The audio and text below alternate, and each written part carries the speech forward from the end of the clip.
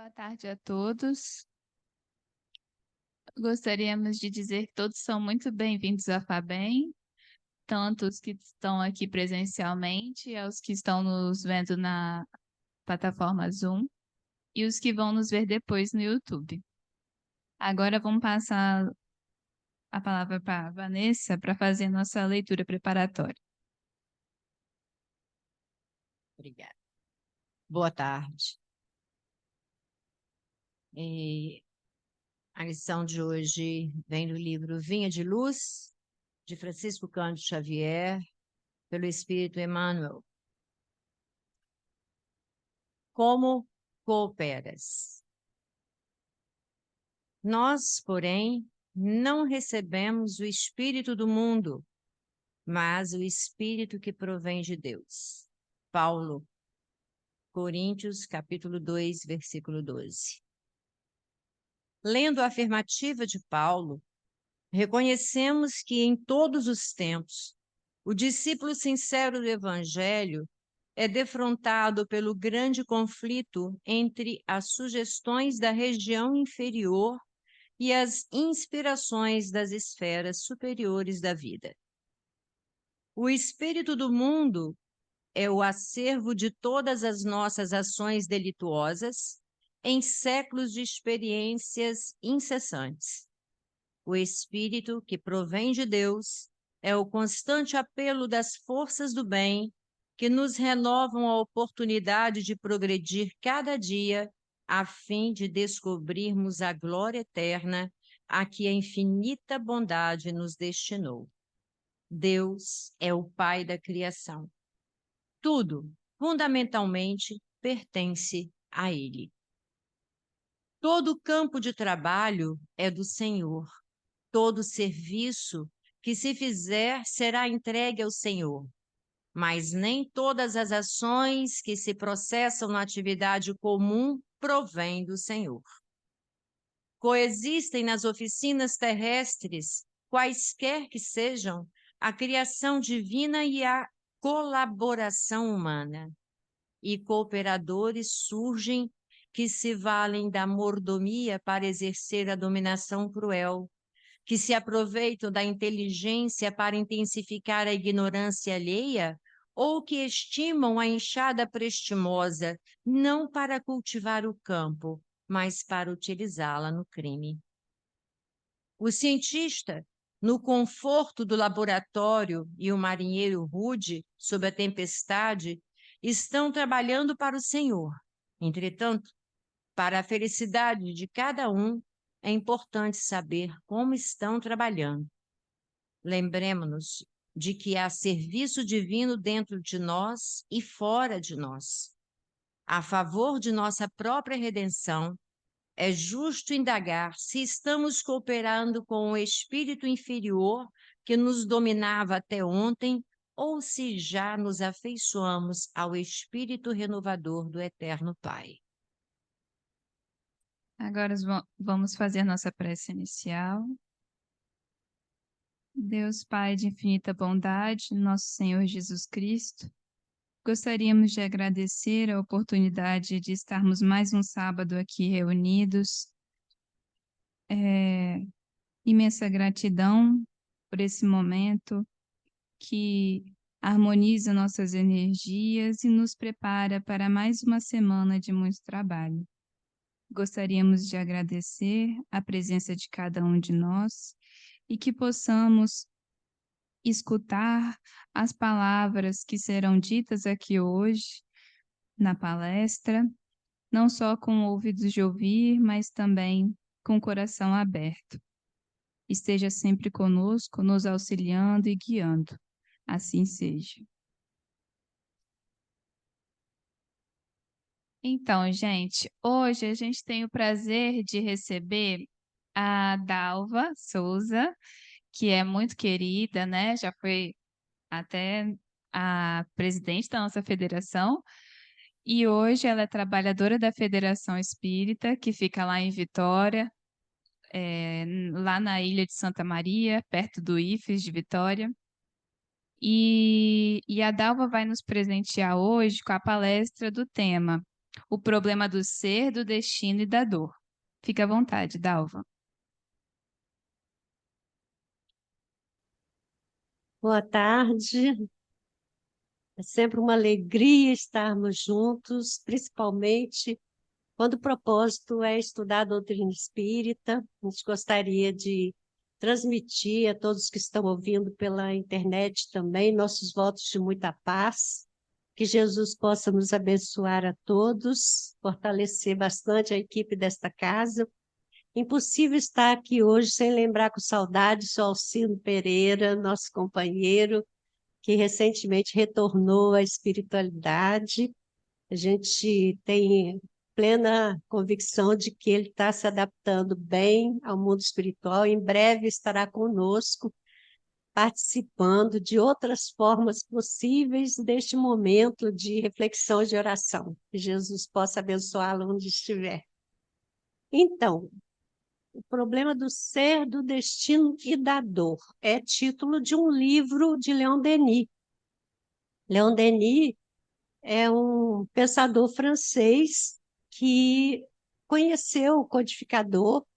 Ele era jovem quando o codificador desencarnou, e na sequência dos acontecimentos ele se envolveu fortemente com os estudos espíritas e foi considerado continuador do espiritismo, do movimento espírita, depois que o codificador partiu. Era uma figura proeminente no seu tempo e um pensador com uma expressão muito poética. Todo mundo que conhece os livros de Leon Denis já teve a oportunidade de sentir o estilo poético com que ele trabalha temas tão complexos. Tem aqui uma fala dele.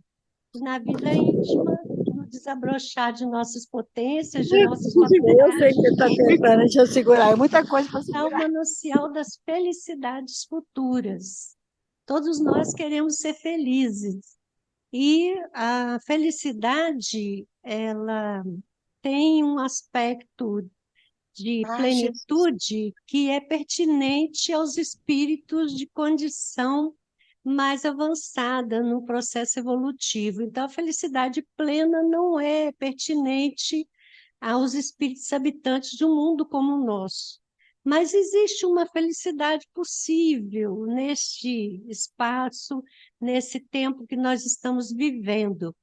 E trata-se de nós conhecermos esses aspectos que nos permitam desenvolver essa felicidade relativa que está possível a todos nós que estamos transitando nesse caminho de aprimoramento. Então, o André vai colaborar conosco aqui na progressão dos slides. Nós vemos que existem instâncias que educam o ser humano. Nós alinhamos ali família, escola, igreja. Então, o ser humano ele retorna a esse mundo num estado de fragilidade, dependendo dos adultos que o tutelem para que ele se desenvolva. Essas instituições, na nossa cultura, elas desconsideram a real natureza do ser humano. Ainda não há uma visão na perspectiva que o Espiritismo nos apresenta. Então, nós vemos que aqueles a quem incumbe a alta missão de esclarecer e guiar a alma humana parecem ignorar a sua natureza e os seus verdadeiros destinos, porque predominantemente no nosso contexto cultural nós temos a visão ou materialista ou a visão teológica convencional que percebe o ser humano como uma alma que veste um corpo, mas cuja destinação futura ela estará irrevogavelmente fixada a partir da morte em instâncias intransponíveis à realidade que cada qual conquiste, céu, inferno. E se nós olharmos da perspectiva teológica, nós vamos perceber que poucos merecerão o céu. Então, resta o inferno. Na teologia católica, existe a possibilidade de purgatório, que é um meio termo, mas as pessoas que forem destinadas ao purgatório, elas dependerão da boa vontade dos que ficam no plano terreno, que orem por eles, para que possam sair.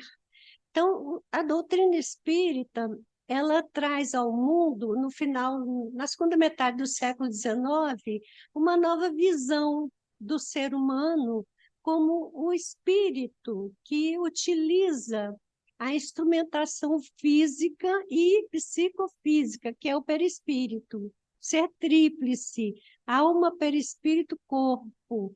Então, essa natureza tríplice e também a perspectiva da reencarnação nos propõe uma natureza totalmente diferente da visão convencional das teologias que prevalecem na nossa cultura. Só que todo processo de educação, ele se apoia numa visão de mundo, numa visão de ser humano, e a visão que prevalece no nosso contexto ainda é esta convencional. Então, até que a doutrina espírita se possa realmente espalhar e fundamentar uma nova forma de considerar o ser humano, nós vamos ter instâncias educadoras que desconsideram a real natureza da criatura e a sua possibilidade de superação da transitoriedade. Então, nós vamos aproveitar a experiência de Leon Denis, que ele vai falar para a gente o problema do ser, do destino e da dor. Então, nós vamos olhar da perspectiva espírita essas três instâncias que se interpenetram na realidade da vida de todo espírito encarnado aqui na Terra. No futuro, diz Leon Denis, nós teremos um processo educacional que vai integrar ciências, filosofias e religiões. Isso é assim, perspectiva de futuro do pensamento esperançoso que está fundamentado na perspectiva que o Espiritismo aponta. Que o Espiritismo nos aponta um futuro melhor do que o presente. Nós caminhamos para esse mundo de regeneração. Então, Leon Denis nos fala assim, no futuro, as ciências elas vão contribuir com a precisão e método na ordem dos fatos. Essa contribuição que a ciência dará ao pensamento e ao contexto acadêmico. As filosofias elas vão contribuir com o rigor das deduções lógicas. Pensamento filosófico é um pensamento lógico. A poesia trará a irradiação das luzes e a magia das cores. Olha que bonito o pensamento Leon Denis, né? E a religião vai contribuir com as qualidades do sentimento e a estética elevada.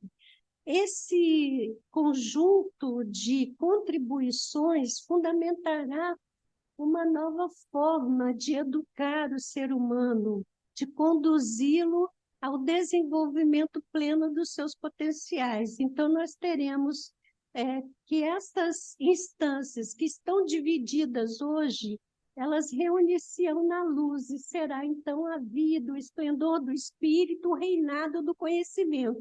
Então, nós já podemos começar a perceber essa possibilidade quando, no âmbito do espiritismo, nós conseguirmos integrar essas três coisas, que é o fato de a doutrina ter aspecto científico, filosófico e religioso, ser um conjunto que integra essas três instâncias, ela nos permite caminhar nesse sentido, que é o sentido futuro da realidade da Terra, que será um mundo de regeneração.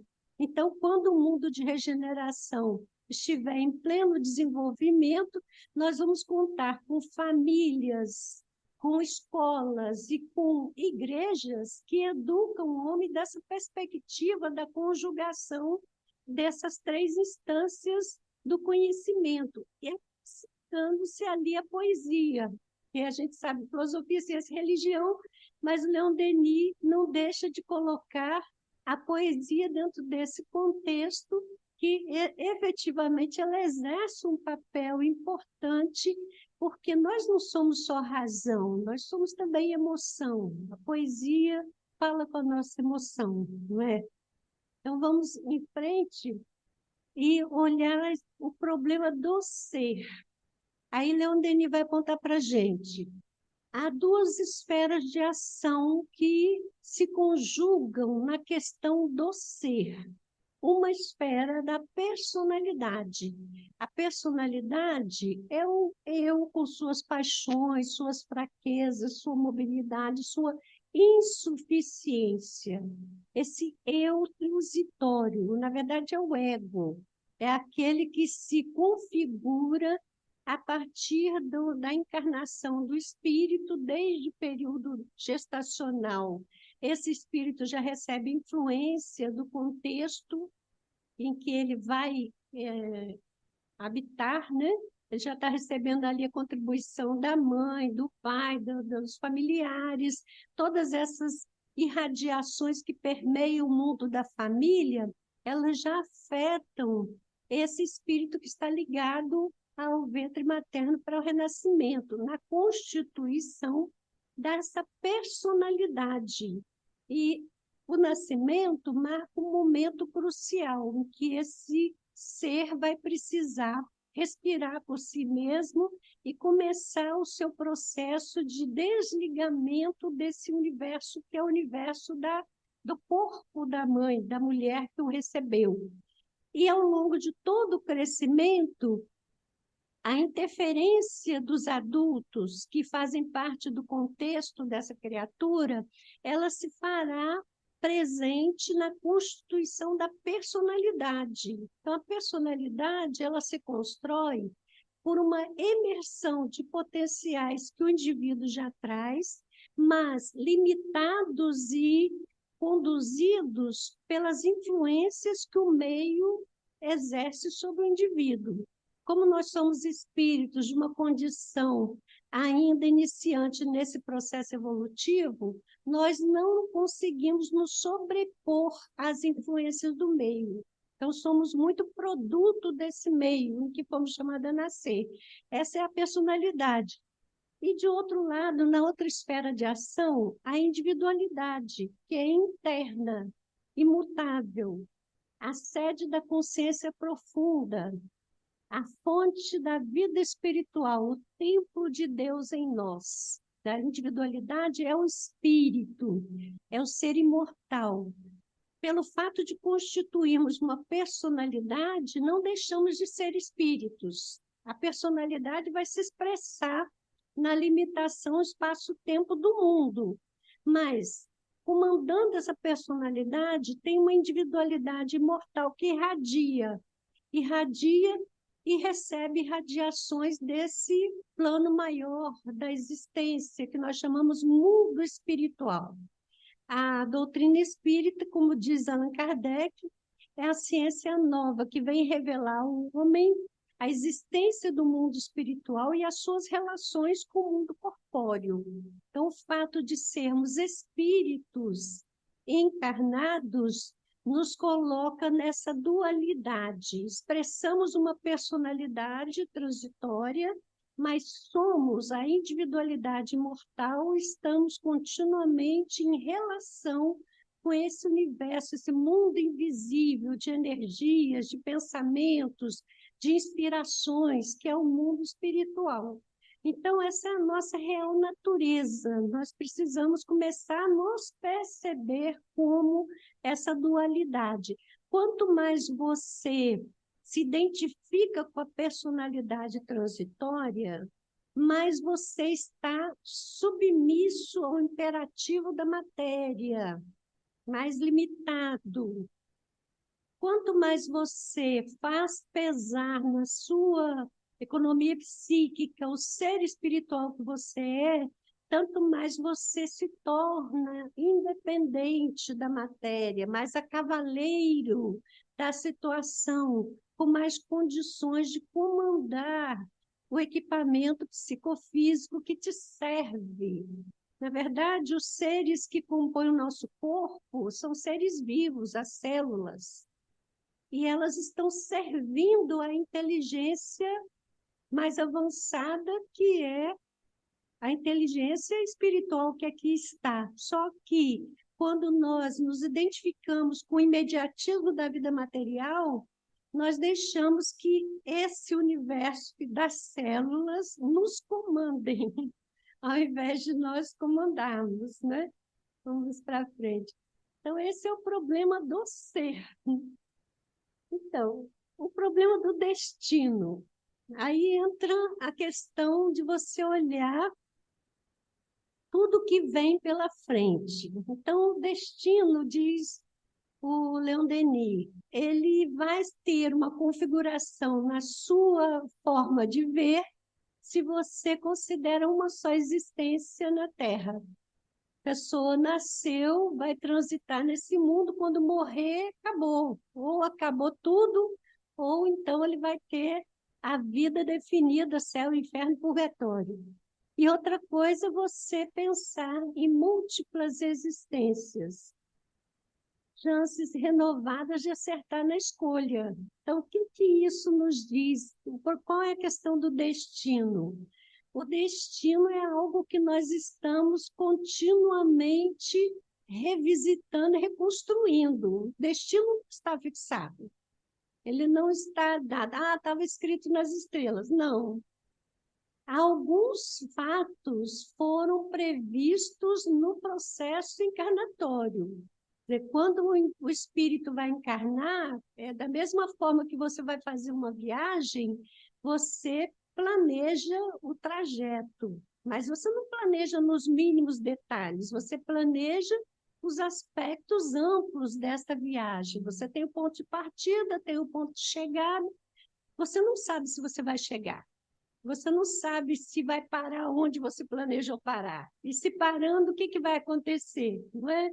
Então, é mais ou menos isso. Quando nós encarnamos, nós temos um plano, um projeto.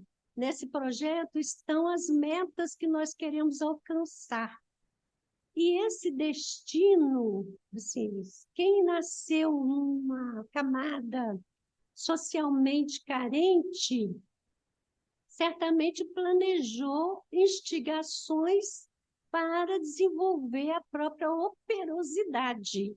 Não significa que vai viver a existência toda nessa camada. Tem muita gente, a gente tem histórias e histórias. Só na literatura a gente já chama aqui Machado de Assis, que era favelado, negro, e até hoje é um dos maiores escritores festejados em nossa literatura. Então, nós temos exemplos de pessoas que vieram de camadas pobres e que, por esforço pessoal, por circunstâncias, por tarefas que tem que desenvolver, a pessoa consegue modificar o rumo dos acontecimentos. Então, o que nós sabemos é que o plano define aspectos macro nessa questão do destino, mas a cada dia nós estamos reescrevendo o nosso destino, porque o que nós estamos escolhendo fazer hoje vai trazer consequências amanhã, vai nos trazer possibilidades ou vai nos trazer limitações, depende do que eu estou escolhendo fazer. Então, essa liberdade que marca a nossa história individual, ela é muito importante. A gente sempre lembra aqui uma história de vida também muito forte, que é a história de Chico Xavier. Chico Xavier era um dos numerosos filhos de um casal cuja mãe morreu muito cedo e o pai distribuiu os filhos em diversas casas, porque ele não tinha como tomar conta de todas as crianças. E o Chico Xavier foi parar numa residência de uma senhora que era uma pessoa em desequilíbrio, com transtorno. E essa pessoa lidou mal com o menino Francisco, com a criança, não sabia educar. Não obstante todo o processo difícil que marcou essa infância, ele é um homem que é chamado amor, não é? A vida do franciscano de Xavier é uma vida de dedicação, de serviço ao semelhante, de ação no bem. Então, vejam que destino depende muito, depende de você que escolhe, e depende de um acervo já construído. Por exemplo, um espírito como Franciscano de Xavier, certamente é um espírito de condições mais avançadas do que o mediano aqui da Terra. Então, por isso, ele não está tão submisso ao imperativo da matéria, não é? Mas nem os espíritos mais elevados que encarnam na Terra estão livres de processos, de escorregadelas, de dificuldades. A gente sabe até pela narrativa que Emmanuel faz da história de Alcione, que é um espírito que está lá na quinta esfera já, e ela vai reencarnar por conta de uma tarefa que ela assume, e um companheiro dela daquela esfera diz, ó, você tem certeza? Você tem gente que saiu daqui com o propósito, o mesmo propósito de ajudar alguém e se complicou e não voltou para cá. Quer dizer, tem o risco. Está lá na quinta esfera, de repente chega aqui, faz escolhas que criam enredos. Aí que o destino, a questão do destino é uma questão a se considerar. Importante saber que enquanto nós estamos encarnados, nós podemos mudar o nosso futuro, pelo que estamos escolhendo fazer hoje. E vamos para a questão. A alma, em sua expansão, pode quebrar a parede da carne que a encerra e comunicar com seus próprios sentidos com o mundo, com os mundos superiores e divinos. Quer dizer, cada alma que habita esse mundo pode superar as limitações desse mundo e entrar em relação com seres espirituais de esferas mais elevadas. Quer dizer, quando nós conseguimos fazer isso, certamente nós temos inspirações fortes para nos ajudar nesse processo. Então, vamos seguir agora o problema da dor, né? O problema da dor, a gente tem que, à luz do espiritismo, a gente tem que começar a olhar de outra forma também. Primeira coisa, a dor física. A gente sempre acha horrível sentir dor, mas o que é a dor física? É um aviso da natureza para preservar-nos dos excessos. Toda vez que você sentir uma dor física, você deve se perguntar o que essa dor está me falando. Suponhamos, você está com uma dor de estômago. Pergunte, como tem sido a minha alimentação? Porque a dor física, ela avisa quando a gente se excede. Porque se não tiver esse aviso, nós somos capazes de cometer tantos excessos até comprometer a nossa sobrevivência, por conta dos atrativos que o mundo nos apresenta, dos prazeres que o mundo nos possibilita. Então, a dor física é um aviso da natureza. Então, quando um mal perigoso se vai insinuando em nós, o que aconteceria se não lhe sentíssemos logo os efeitos desagradáveis? A gente não teria como cuidar. Então, a dor, a febre, todo esse processo de mal-estar físico fala de alguma coisa que não está bem, que precisa se equilibrar em nós. A doença, ela pode ser um benefício, se causada pelo nosso abuso, nossos abusos e vícios, nos ensinar a detestá-los e a corrigir-nos deles. Olha só, a gente conhece pessoas, por exemplo, que têm determinado vício, um muito comum é o alcoolismo. A pessoa não consegue ficar um dia sem beber.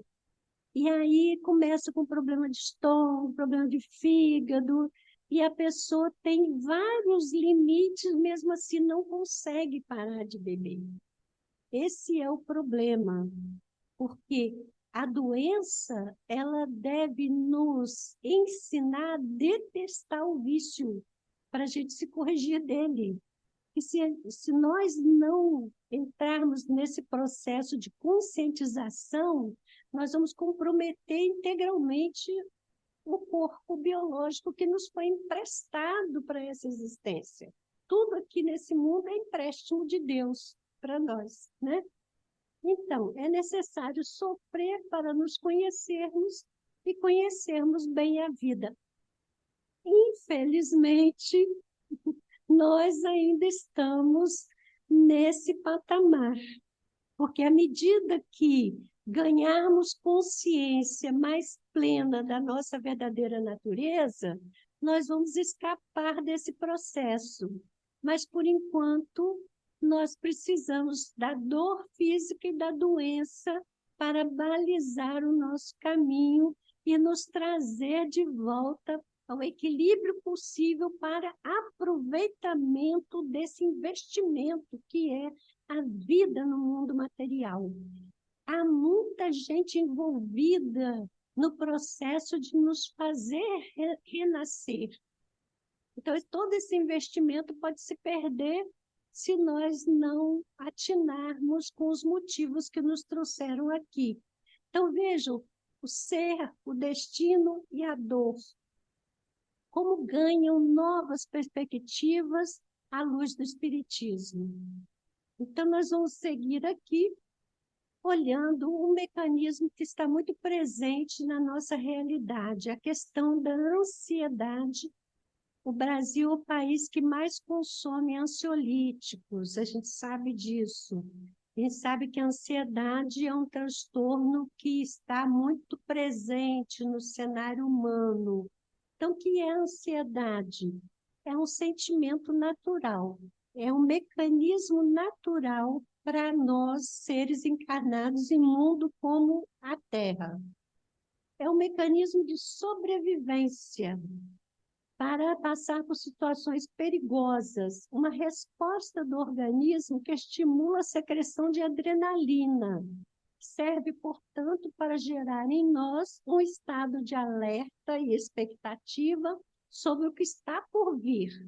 A ansiedade, ela tem função na nossa economia psíquica, ela é importante.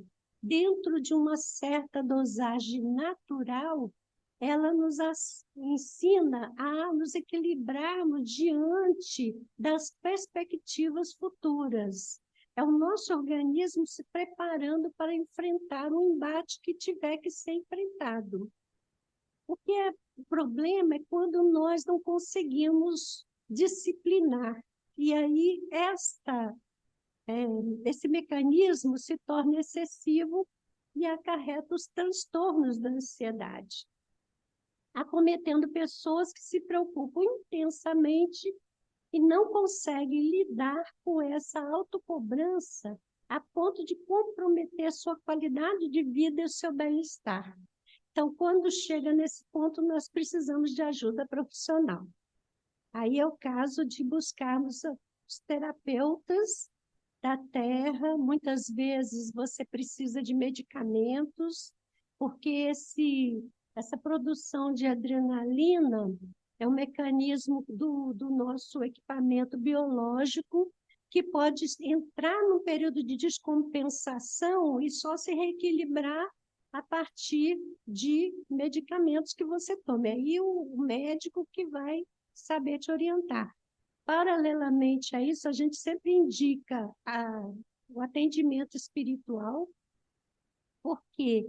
Porque o pensamento da pessoa é que intervém.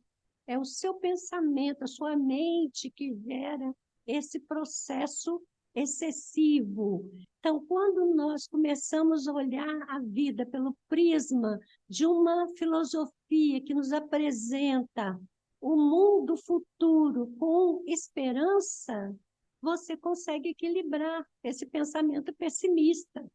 Tem gente que fala, nossa, o mundo está indo mal, o mundo vai acabar, vai ser um transtorno, o planeta vai ser destruído.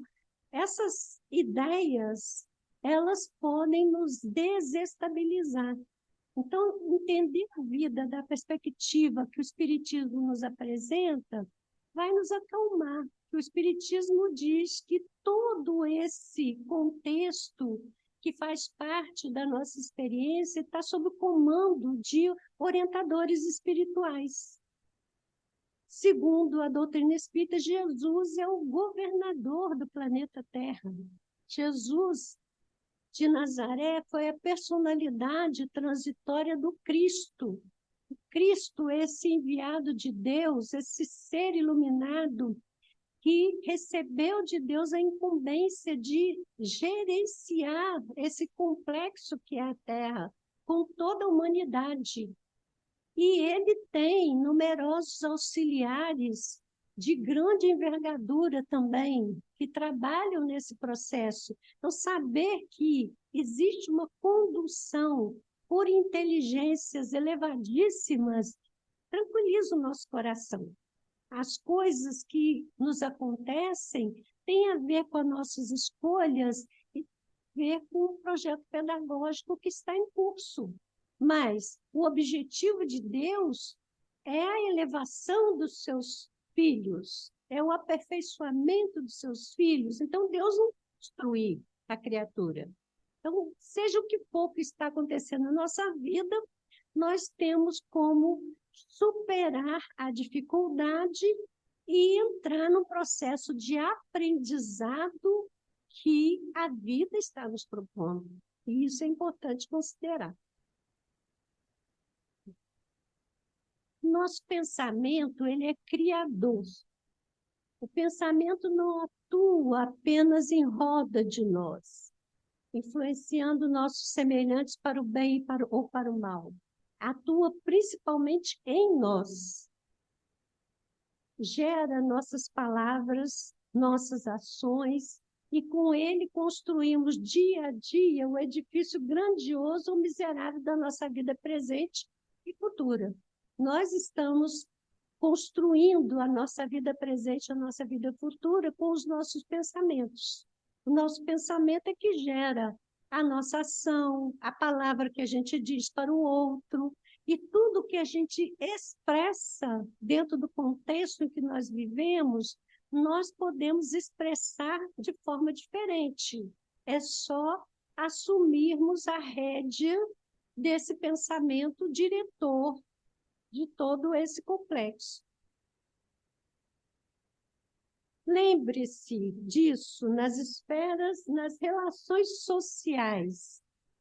Os homens são viajantes em marcha, ocupando pontos diversos na escala da evolução pela qual todos subimos. Todos os homens, não tem excluído aí. Todos são viajantes em marcha. Nada devemos exigir, nada devemos esperar do outro que não esteja em relação com o seu grau de adiantamento.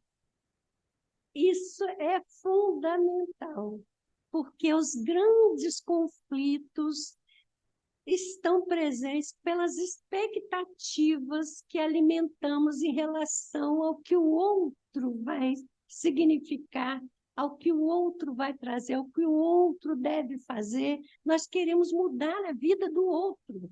Nós queremos intervir, alterando o roteiro do outro. Cada um está num patamar.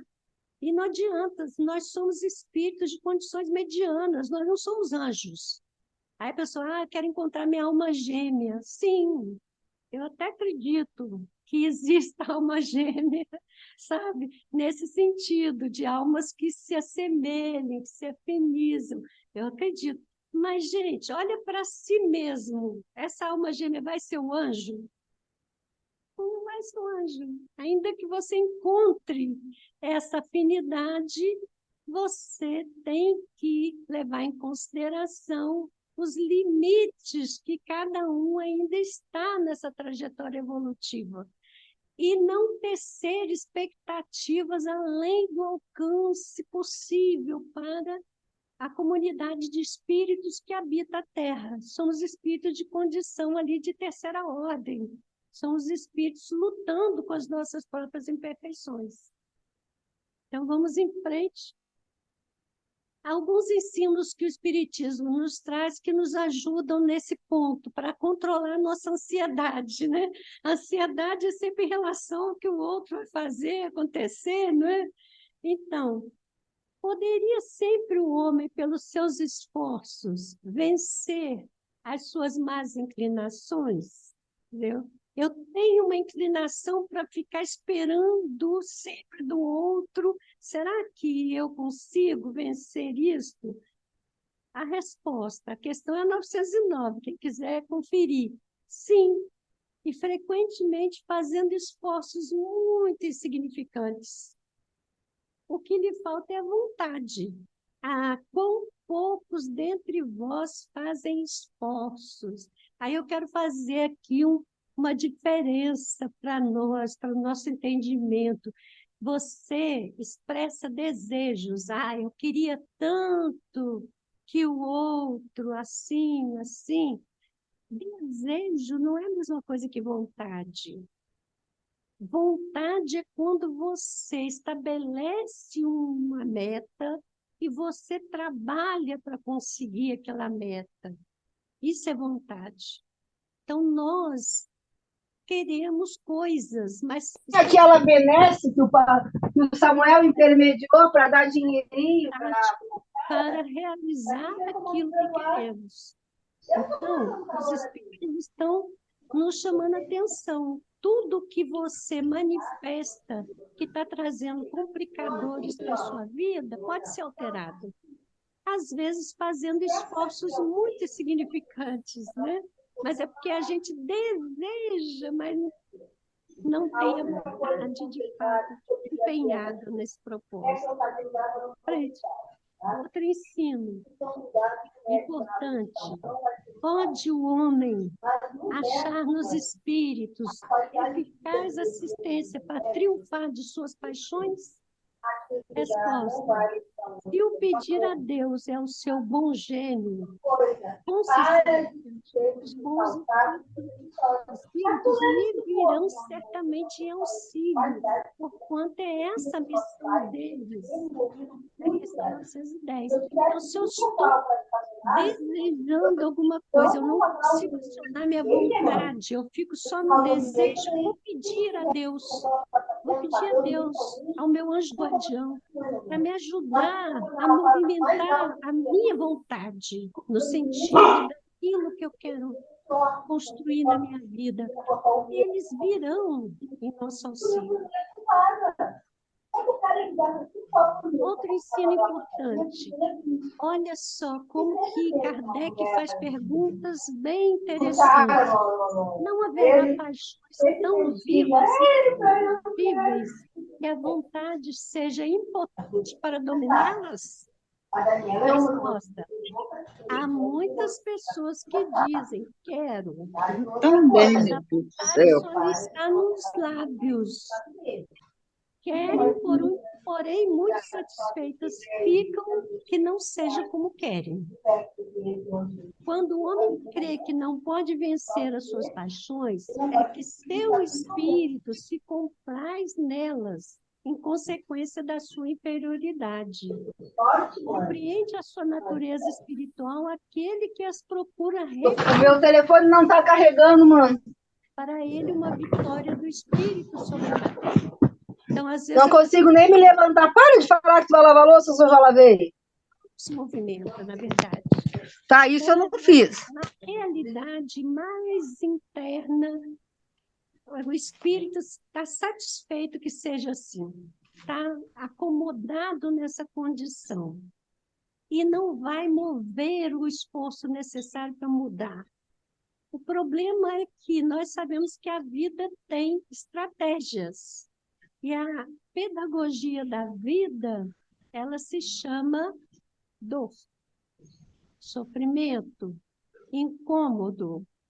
Então, a vida vai engendrar situações em que você vai se ver a braços com complicações até se dar conta de que a causa de tudo está na sua imobilidade. Então, tudo que nós quisermos vencer em nós, das imperfeições que nos caracterizam, nós podemos vencer. É isso que fica claríssimo nesse ensinamento. Vamos em frente. Vivemos em tempos de crises. Todo mundo vai concordar com isto. Agora, vejam vocês que esse texto que está entre aspas é um texto escrito por Leon Denis. Leon Denis, sabe que ele desencarnou na primeira década do século XX. Então, parece que ele está descrevendo o tempo atual, né? Primeiro, vamos saber que para que as inteligências se abram às novas verdades, serão necessários avisos ruidosos, as duras lições da adversidade, exatamente porque tendemos a nos acomodar. Agora, vejam a descrição que Leon Denis faz. Parece que a nação segue um caminho orlado de precipícios. O alcoolismo, a imoralidade, o suicídio, o crime e a anarquia fazem as suas devastações. A cada instante estrugem escândalos, despertando curiosidades novas, remexendo o lodo, onde fermentam as corrupções. O pensamento rasteja. Não parece que é hoje isso aí? Parece que ele está descrevendo o Brasil no século XXI. Ele está falando da França no final do século XIX. Mas, ao longo dos tempos, estas manifestações de inferioridade estão presentes no cenário dos homens. O importante é a gente saber que da fermentação social sairá outra vida mais pura e mais bela. Que uma hora o sofrimento, gente, vai nos despertar. Uma hora nós vamos despertar.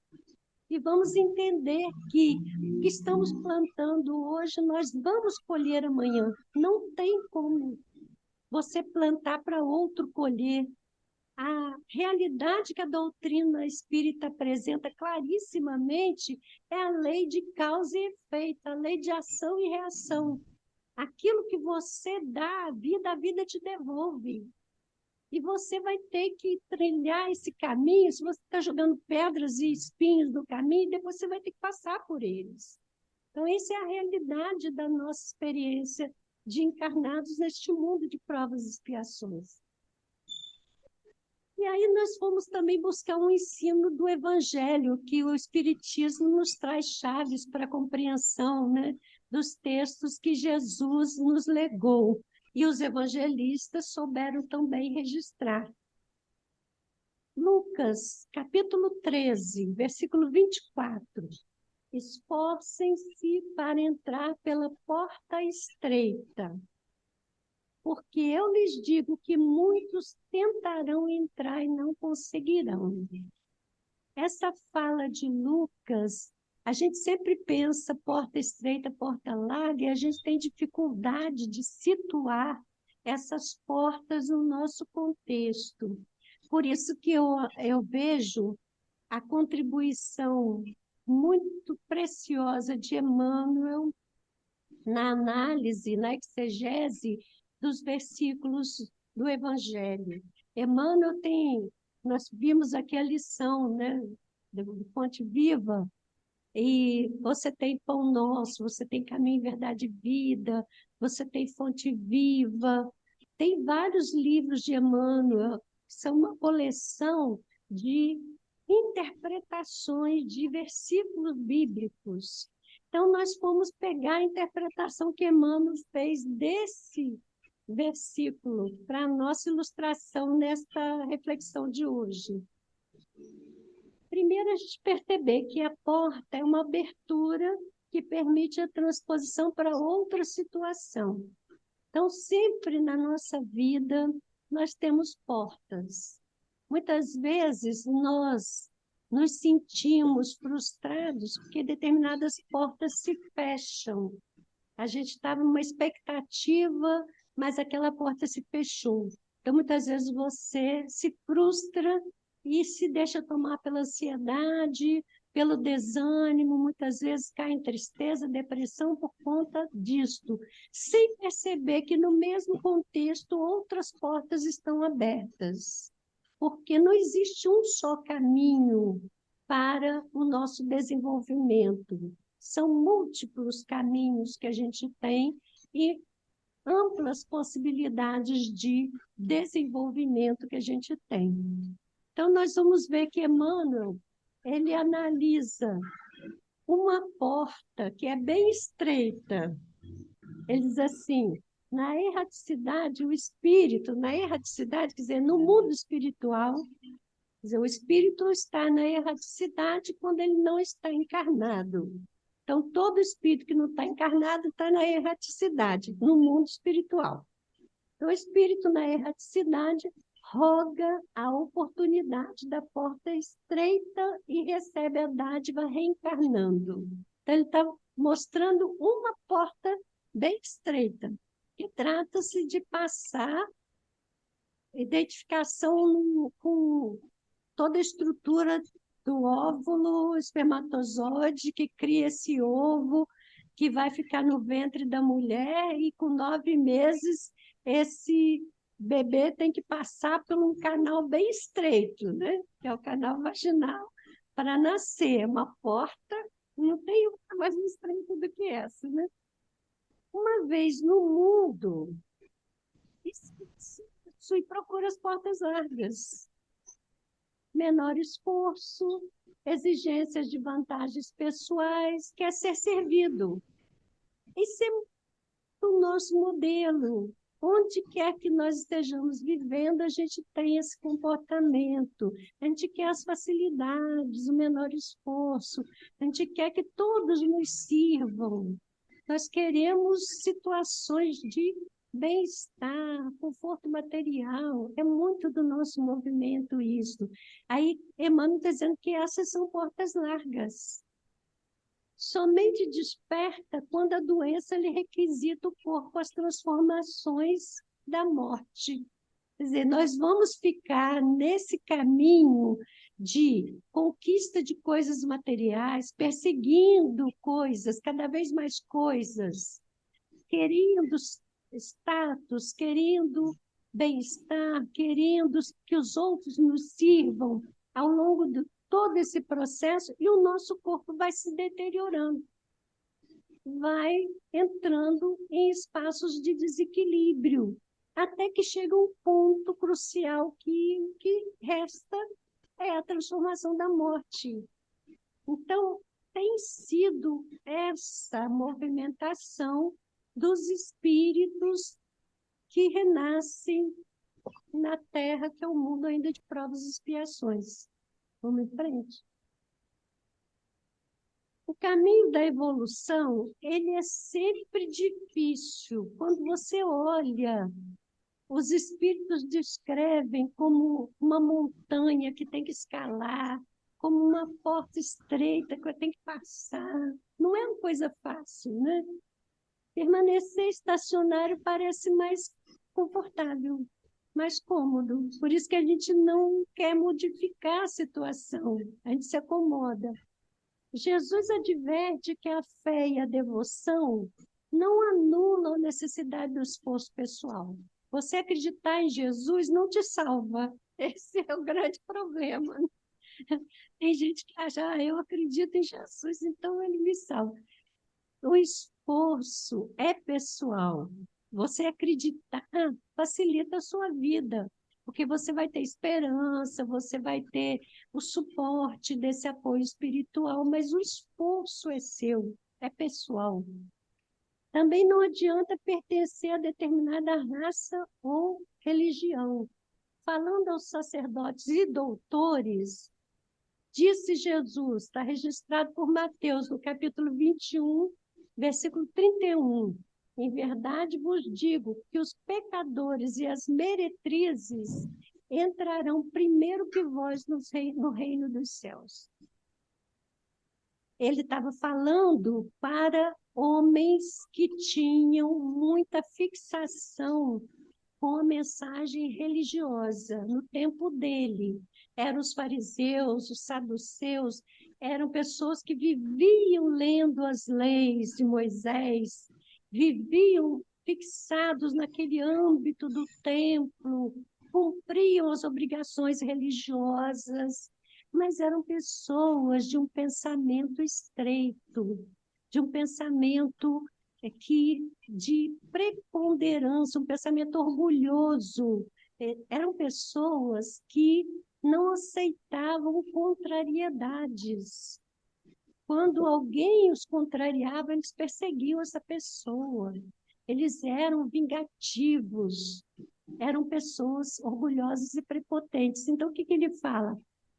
As meretrizes, os pecadores, aquelas pessoas, às vezes, simples, que você não valoriza, mas essas pessoas estão mais habilitadas a conquistar aquilo que vocês acham que já é de vocês, pelo fato de terem um rótulo. Então, é entender esse processo. Ninguém está distinguido por raça, por religião. Ah, é espírita. Já contaram por aí que tem um hospital de todo tamanho na erraticidade que foi necessário construir para receber os espíritas. Isso são notícias que nos chegam do mundo espiritual. Não tinha esse hospital antes porque não tinha espírita suficiente, né? O espiritismo começou a ser divulgado no final do século XIX, na França, onde nasceu, declinou o movimento por causa das duas grandes guerras. A mensagem foi trazida para o Brasil. Aqui no Brasil criou um movimento de grandes proporções. Então, o número de espíritas começou a crescer. E cresceu também a turma que chega do outro lado precisando de ajuda. Por quê? Não adianta o rótulo, não adianta ter determinado padrinho, Bezerra de Menezes, né? A gente sempre chama Bezerra de Menezes, Meilei, Irmã Sheila, Emmanuel, André Luiz, são seres espirituais que nos têm ajudado muito com todas as diretrizes e orientações que nós precisamos. Mas isso não anula o esforço que nós precisamos fazer para sair desse patamar de acomodação e começar efetivamente algum serviço no contexto em que vivemos para que o mundo de regeneração, no âmbito em que eu vivo, já possa ser uma realidade. É esse o ponto, né? Vamos ver, André. Acho que a gente chegou ao final das reflexões com esta fala importante que Jesus nos traz. E o Leon Denis, eu recomendo a leitura. O Problema do Ser, do Destino e da Dor. O livro foi publicado na França como O Problema do Ser e do Destino. Quando ele foi trazido para o Brasil e traduzido para o português, foi colocado um complemento a esse título, porque o texto efetivamente trata dessas três instâncias e trata da perspectiva do Espiritismo, que nos ajuda a compreender essas mensagens que nós trouxemos aqui, tanto dos espíritos quanto do Emmanuel, que é agora interpretando essa porta estreita que nós entramos para encarnar. Nós pedimos antes, solicitamos essa oportunidade, ganhamos essa oportunidade, estamos aqui. Enquanto estivermos encarnados, o nosso destino será aquele que nós escolhermos fazer. Não se prendam a limites. Se a dor está presente, o que é que essa dor me ensina? Como a convivência com esse limite me torna melhor ainda do que eu era antes? E de que forma eu conduzo os meus passos para que, ao terminar essa existência, eu retorne à espiritualidade, tendo cumprido as metas que eu mesma planejei para esta encarnação. Nesta temos o Espiritismo para nos amparar, nos ajudar. Então, que Jesus abençoe os nossos esforços e permita a esta casa continuar nos reunindo nesse ambiente de paz e de reflexões preciosas para o nosso aprimoramento. Muito obrigada pela atenção. Muita paz. Que bom. Obrigado, meu Deus. Obrigado que me foi permitido. Dalva, a gente não poderia deixar de te agradecer a essa colocação tão perfeita, né? As palestras da Dalva geralmente são todas assim, bem pedagógicas, para a gente entender direitinho, né? E realmente reencarnar é uma das maiores oportunidades que a espiritualidade superior nos concede. E que a gente não deixe essa encarnação passar sem que a gente consiga vencer pelo menos um pouquinho das nossas más inclinações, não é? Então fica a nossa gratidão. Muito obrigada, Dalva. Que ano que vem você possa voltar mais vezes, tá bom? Então agora a gente vai passar a palavra para a Vanessa fazer nossa prece final. Vamos fechar os nossos olhos, elevar o nosso pensamento a Deus, nosso Pai, ao nosso Mestre Jesus, a Maria Santíssima e a espiritualidade benfeitora, e agradecer todos os benefícios que recebemos nessa tarde. Pedimos ainda que afastai-nos de todo o pensamento de egoísmo, do orgulho, e inspirai-nos a indulgência, a benevolência para com os nossos semelhantes, presentes e ausentes. Que a espiritualidade benfeitora nos ampare, nos inspire a fé, a resignação, perdão, o auto-perdão, a caridade e o amor ao próximo. Que a paz do nosso Senhor Jesus seja com todos.